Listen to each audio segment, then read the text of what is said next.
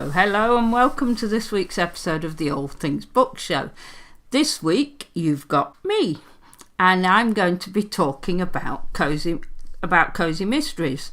So first of all, I don't know if you're like me and you've read cozy mysteries for years before you knew what a cozy mystery was. Well, join the club. You're not the only one. I read them for years. I didn't know what they were, but basically I knew what I liked and what I was looking for in a book, and obviously it was that made me lean towards cozy mysteries. So I thought it'd be good to explain what a cozy mystery actually is and what it is not. So let's start at the beginning. Welcome to the All Things Books Show, hosted by award-winning best-selling mystery author Dawn Brooks. Publishing has changed beyond recognition in recent years. Join Dawn as she interviews authors, narrators, and many more from across the creative community. This inspiring and informative show is for readers and writers.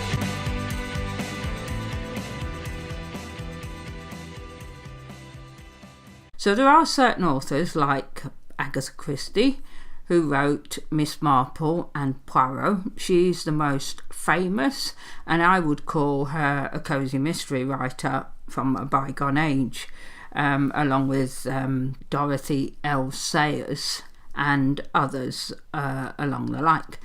But in recent years, it's a huge market, the cozy mystery market. And the reason I know about it is because I write in it. I write cozy mysteries, and you'll see behind me on the shelf 10 of my first series, and there are other series as well. I've got 2 other series. So what is a cozy mystery? A cozy mystery, we'll talk about what a cozy mystery actually has to have, and then what it is that some authors can play around with, and some of the subgenres, because there are lots of subgenres as well. It isn't just all about the same thing. So what it is first, it has to be clean. No sex, no explicit sex. If there's any romantic liaisons taking place, they take place behind closed doors. You don't go into graphic details, even on kissing. You can obviously mention kissing, but you don't go into the, some of the detail that some books can go into, and certainly some romance authors can play around with. So it has to be clean. That's the first thing. It usually involves a murder, but doesn't have to, but we'll come on to that later when we look at subgenres. And there has to be no swearing. So no cussing, no swearing in a cozy mystery. And blasphemy is probably out as well. Maybe an OMG, or even oh my God, but you have to be careful and sensitive about what types of language you use. Some authors do use it. I have read books where it's used, but for the most part they don't, and they might say, oh my gosh. But certainly no cuss words.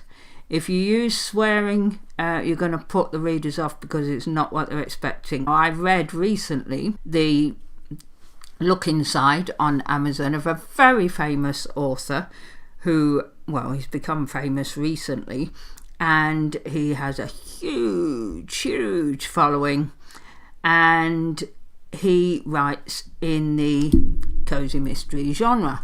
And when I read the book, read the look inside, within the first couple of pages there was a swear word. Let me qualify this. It was a mild swear word, but let me just say that if you're starting out as a cozy mystery author, don't do it.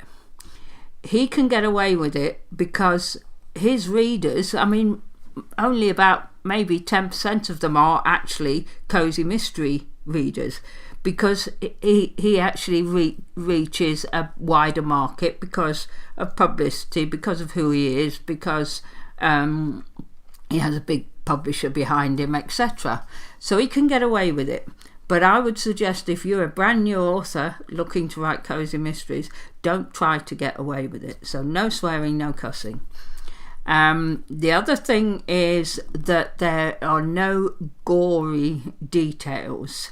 So the crime, and particularly if it's a murder or even a crime, must not include graphic, violent details. In fact, most of the time, the murder happens off screen. In other words, the murder's sort of it's a side line. The whole book is about the mystery and the solving rather than about the gory details of the murder itself. So there mustn't be any graphic details, and it usually happens behind closed doors. So, for instance, in what can I say? In Captain's Dinner Cruise murder, we don't even see the body because I won't give it away, but because the body is later discovered somewhere else and is examined by other people, and you get the report, you get the pathology report. Now, in many cozy mysteries, you might come across a body, or a body is come across, and they might say there's a knife, there's this, there's that, but they don't say go into detail about the blood and how sticky it was and how much there was, and all the things that thriller writers and suspense writers and psychological thriller writers, all the things they can include, but you cannot include in a cozy mystery.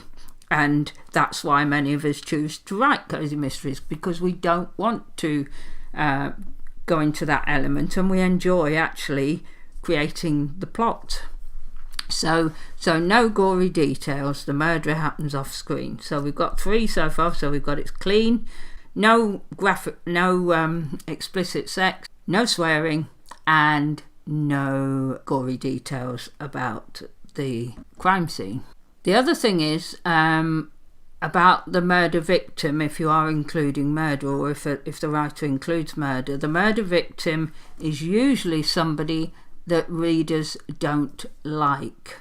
So you don't kill popular characters usually in a cozy mystery, and you don't kill off your protagonist either. You kill off usually somebody who isn't liked. No children, no pets. Whatever you do, don't kill children or pets. In my opinion, you should never kill children or pets in fiction anyway. There's enough of the horror goes on in the world without having to read about it in a book. But some people do read them, and they are included in thrillers and police procedurals sometimes, but we do not include them in a cozy mystery. So there we've got 4 things. The book is clean, there's no swearing, no graphic details, and generally the murder victim or victims, because there are often more than one victim in a cozy murder mystery, they are not usually liked. So that's what not to include. Now let's look at what you do include in a cozy mystery. So you need, in order to move the story along, because otherwise you're going to say, well, isn't that boring, there's nothing in it. Well, there's a lot in it, but it's not those things. What's in it is a protagonist. Oh, the other thing is your protagonist is generally, and almost always should be, an amateur sleuth. So they're not a professional police officer. Now you say, but Dawn, your protagonist in the cruise ship mysteries is a police officer. Yes, she is, but only on land. When she's cruising, she has no authority on a cruise ship. So she is another passenger. She's somebody who is on holiday. Yes, she has police skills, but no, she's on holiday. She has no authority, and so she is considered, for all intents and purposes, in these cozy crime mysteries, an amateur sleuth while she's on board the cruise ship, because although she's learning police procedures, obviously. Now, the other thing, because they're an amateur sleuth, usually, Lady Marjorie, for instance, in my Lady Marjorie series, is an amateur sleuth. She's an octogenarian in her late 80s who solves crimes with 3 other elderly Silver Surfers, and they have a lot of fun solving the crimes, and they're going to have a lot more fun in the future. And Lady Marjorie also helps Rachel out occasionally when they combine to do a cruise. So, but what they need, because they're amateur sleuths, they do need access to somebody who knows details about the crime or the murder. Now, in Rachel's case, on the cruise ship, her best friend is the cruise ship nurse. So she gets information, because usually if somebody dies, they end up in the medical centre and then in the ship's morgue. And so Sarah is able to give her details, and she's also over the period of time got to know the chief of security, who has a love-hate relationship with her, but she finds out details from him.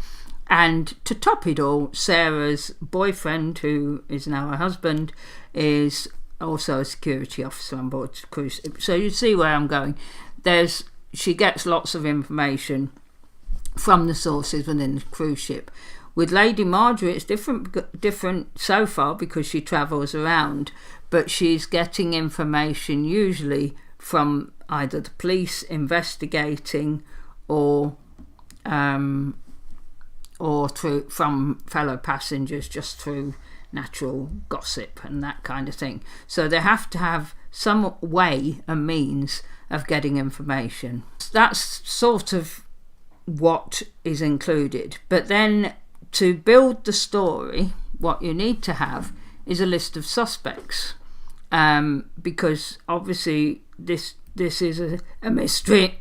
Cozy mystery readers like to unravel the crime while the author writes it. So in other words, while they're going along, they like to unravel the crime. Now you say, well, isn't that true of police procedurals? Not necessarily, no.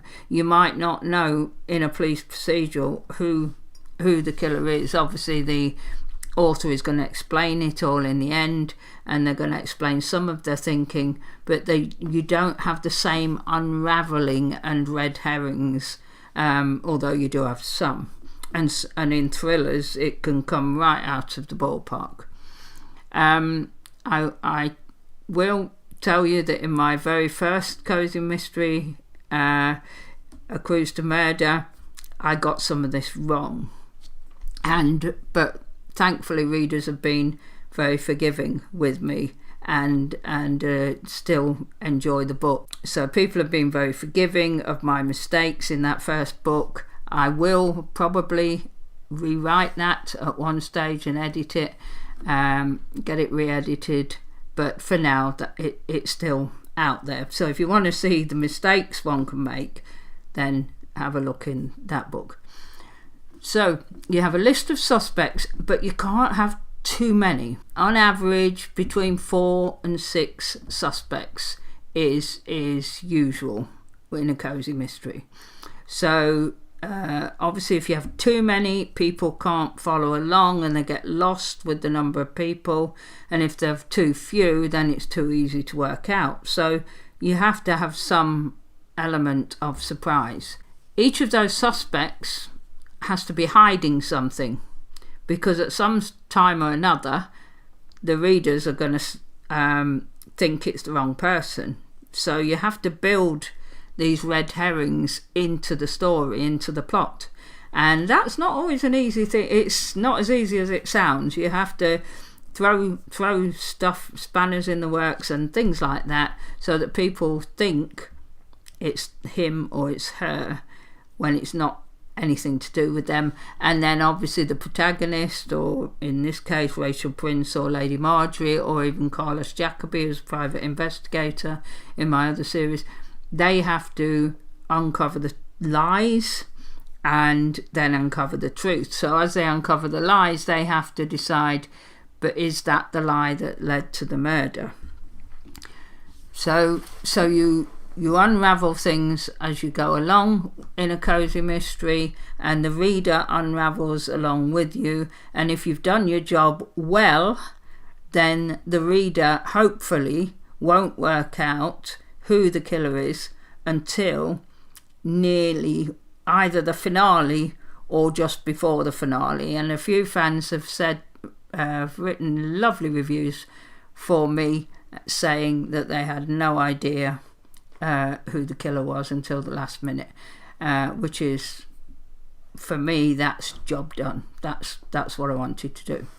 So the whole book is about the mystery, and what keeps the reader reading and me writing is finding out who the killer is along the way. And even when I'm writing them, I start out with it's going to be one person, and I end up with it being somebody totally different. And I think, well, if I don't know who the killer is, how on earth can the reader know who the killer is? But I still obviously include them throughout the book so that people know who those characters are and have the chance to work out who the killer is. So, do cozy mysteries always have to include a murder? No, they don't. The majority do include a murder, and the majority, like mine, usually include more than one murder, a murder and an attempted murder.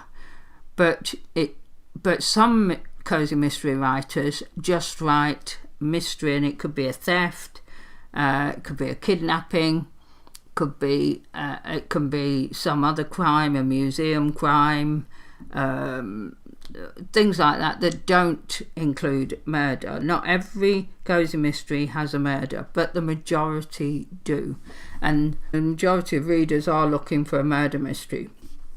So if you're not going to include a murder, I would suggest that you make that clear in the blurb, that it's somehow without giving the plot away, so that people aren't unpleasantly surprised. So, do cozy mystery writers push the boundaries? Yes, they do. I've read all sorts of cozy mysteries now. Half the time I didn't know they were cozy mysteries, but yeah, I've read them, and most cozy mysteries can include a little bit of romance, but not usually anything graphic. But I've read cozy mysteries where people do slightly push the boundaries on that one, not into graphic sex obviously, but the boundaries are pushed. Personally, if I'm reading a cozy mystery, I have an expectation, and most readers do, of what's going to be included.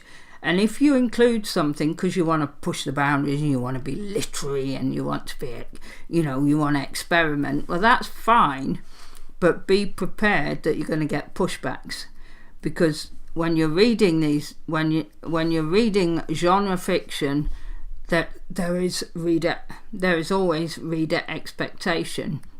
And if I'm reading some cozy mystery and something else is in it that might be experimental as far as the author's concerned, it jolts me out of the book, and that might be enough to stop me reading on, because it isn't what I was expecting. And if I'm going to read anything like that, I'll go and buy another type of book, another genre of book. And I read all genres, a lot of genres. Some genres I don't touch, but I do read thrillers, I do read psychological thrillers, and they can include a lot of foul language or a little foul language. They can include sex, violence, gore, and all those things which you expect from that genre, but you don't expect it when you're reading a cozy mystery. The other thing that's unique to cozy mysteries is humour.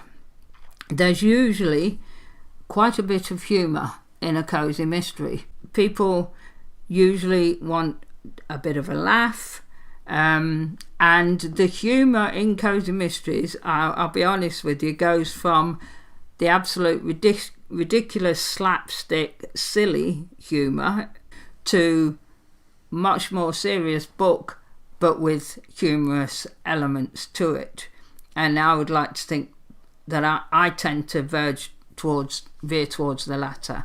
I like a good plot, quite a bit of humour. It depends on the series. Certainly in the Lady Marjorie, but I don't want it to. I don't write slapstick. I don't even like slapstick comedy.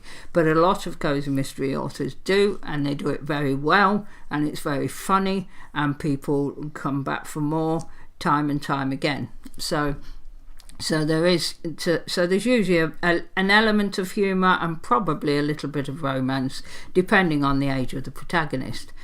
In terms of protagonists, they can be aged from, well, you can have children's cozy mysteries, so you can have teenage sleuths, and you right up to mine, similar to mine, octogenarian sleuths. So there can be any age. And Rachel Prince is mid to late 20s, mid 20s when in the first book, and is now 30ish.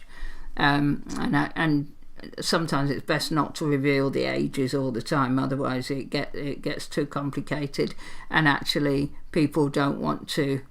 You want to keep like James Bond, you want to keep your protagonist within a certain time warp where time isn't a factor or isn't a major factor. So there can be any age. They can be male or female, obviously, and they can be of any ethnicity. I think we need more diversity within the cozy mystery genre, to be honest. Now, the other thing about the protagonists in cozy mysteries is they can be animals. So here's a subgenre, the animal cozy mysteries. Now, what that can be is that you include an animal in the cozy mystery. A lot of people love cats, and a lot of cozy mysteries include the cat. And usually they're a bit strange, some of the cats, but there's a cat in it. In others, the dog or cat can think and even have an internal voice. Now, to me, that's not my type of book, but there is a definitely a leaning to, for some people, where they enjoy that sort of cozy mystery where you can get inside the dog or cat's head. Actually, I think I read an Alexander McCall Smith series many years ago, and you can get inside the dog's head in that series, but not in too weird a way. And actually, that was very funny. I found that really amusing. So I say I don't like that sort of thing, but actually maybe I do, and I just didn't realise it.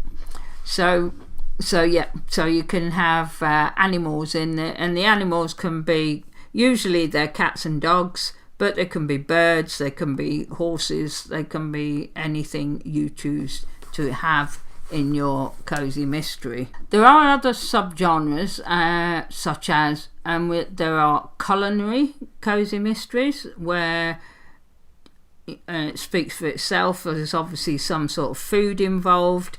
Oftentimes in my cozy mysteries there are lots of meals going on, particularly on a cruise ship and in Lady Marjorie's, so they're set. Lots of the conversations occur over food or drink, but the main thrust of the story is not necessarily culinary, but some are, where they're in a baker's, and we'll go into setting shortly. There's the crafts and hobbies type cozy mysteries, and again that can be because somebody likes knitting. Can be murders in a knitting circle and that kind of thing. There are paranormal cozy mysteries which can include witches, white witches usually, but witches and some elements of the paranormal. I don't read them, so I'm not an expert on these, but they are very popular genre. And then There's another thing, you have to decide whether your cozy mystery, if you're going to be writing one or reading, do you like historical cozy mysteries or do you like contemporary cozy mysteries? You might like both. And there's a huge interest at the moment in 1920s cozy mysteries, and quite a few authors have made breakout sales in that subgenre of 1920s cozy mysteries. But they don't have to be 1920s, they can be 1800s, 1700s, you can go as far back as you like, or they can be even set during the war. I haven't read many cozy mysteries set during the war, but I'm sure there are some, and I'm sure if you've read one, please mention it in the comments. Be interested to have a look. So time can be anything from historical to contemporary. And then the next thing is setting is important within a cozy mystery, and I should have mentioned this earlier. But the setting is usually within a small confined set of circumstances and people. So in Miss Marple it was village, Poirot was private investigator, as my Carlos Jacobi is a private investigator, but there's usually Poirot was in London, Carlos works between London and Leicester, so there's usually a setting of some sort. And then you can go anything from a coffee shop to a village, mentioned village, to a dog grooming parlour, to a doggy daycare, to cruise ship like I use. River cruises is becoming more popular, holiday destinations, house swaps, same city, same hotel. There's as many settings as your imagination can find, but usually what these settings include is some regular characters. So in Rachel Prince we have the cruise ship staff, so we have the nurses, the doctors, the often the waiting staff, some of them, and some of the stateroom attendants, and then obviously the security team. But there's enough of an element that they can swap over, so you get new high turnover of staff and you get new people coming in all the time. And then of course the passengers are new every time, so every single time there's a new group of passengers. So if the murder is going to occur among the passengers, then it's usually within a small group within that passenger list, and then you can add the exotic destinations that they go to on a cruise ship. And that's what attracted me, because I love cruising, and I thought it would be a great idea to include cruise ships as part of my for my setting. And at the time when I started writing my cruise ship mysteries in 2018, there were because I actually did do a search to see how many authors were using cruise ships, and I only found, I think at that time, and I might be wrong, but I only found Hope Callahan, who is an American author, writing cozy cruise ship mysteries set in mostly in and around America, with an American protagonist and a woman in her 50s, which is quite a common trope, which is why but I'd already opted for a British female protagonist in her mid-20s, and there are an awful lot more cruise ship mysteries out now, because obviously when something becomes popular, people see it's popular, so other authors have come into that cruise ship market, and now there's a plethora of cruise ship cozy mysteries, which is actually a good thing, because if you love them, if you've found that you love them, then while I'm writing my next one, or Hope's writing her next one, there are other authors you can go to and have a read of theirs and see if you like theirs as well. So it's all good. Villages are by far the most popular in terms of British cozy mysteries, and even in some American ones, and coffee shops are extremely popular as well. So is that it? So we've got setting, we've got a protagonist, an amateur sleuth, we've got the age, we've got a hint of romance if we've got that, we've got some, usually a sidekick as I've mentioned, and in my case with Rachel Prince it's Sarah Bradshaw, who's the cruise ship nurse, and with Lady Marjorie she's got 3 sidekicks: Edna Parkington, who's her annoying cousin-in-law, as she frequently reminds her, Frederick Mackworth, who she sort of has her eye on, and Horace Tyler, who is a bit of an arrogant but very likeable businessman who and they get together and go on holiday and solve mysteries. My Carlos Jacobi. Carlos is Rachel's love interest. He's a private investigator, and although his are more crime fiction genre, they are cosy by nature, because again, I don't write gore, I don't write swearing, I don't write explicit sex, so in every other sense they are still cozy, but cozy crime fiction, I would say. And there is an element of humour, and there's a dog. There could even be an animal cozy mystery. I should change the covers and make them look less like a thriller. In fact, a publisher advised me to do that just recently, or mentioned that might be a good thing to do. So is that enough on the cozy mystery genre to get you started if you're thinking of writing, or if you enjoy reading the genre? Now you know what to expect, and you can let us know in the comments if you'd like authors to push back and experiment and include things that aren't generally included, or whether you prefer, no, I like to read what I like to read, that's why I choose the genre, that's why I read cozy mysteries. Don't change anything, but just keep coming up with fabulous stories where I am there are puzzles that I can solve, and that hopefully I'll be able to find out who the killer is in the end. I hope you've enjoyed this short, brief introduction to cozy mysteries.